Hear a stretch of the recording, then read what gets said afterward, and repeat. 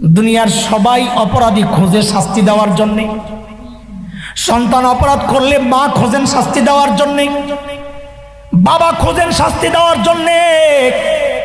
আমার আপনার এমন একজন রব আছেন যিনি শুধু ব্যতিক্রম, যিনি অপরাধী খোঁজেন শাস্তি দেওয়ার জন্য না মাফ করার জন্য।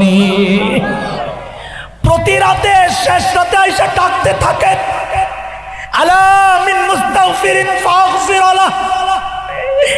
কে কে গুনাহ করছো আয় আয় আমি আইছি তোরে মাফ করতে হবে।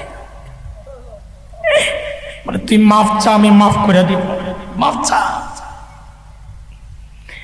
বলে কত মাফ করবে? যা করছো সব মাফ, তুই মাফ চা।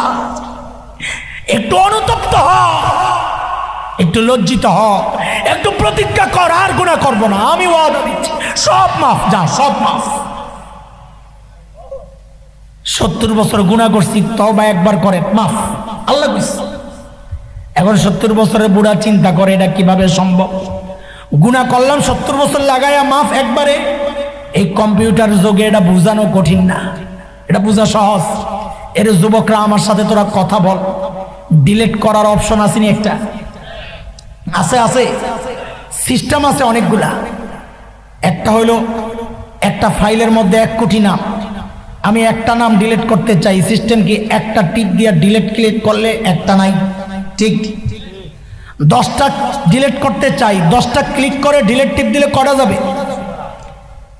আমি যদি সব ডিলে একবারে ডিলিট করতে চাই, কোনো সিস্টেম আসেনি? সেই সিস্টেমের নাম আরো জোরে কও।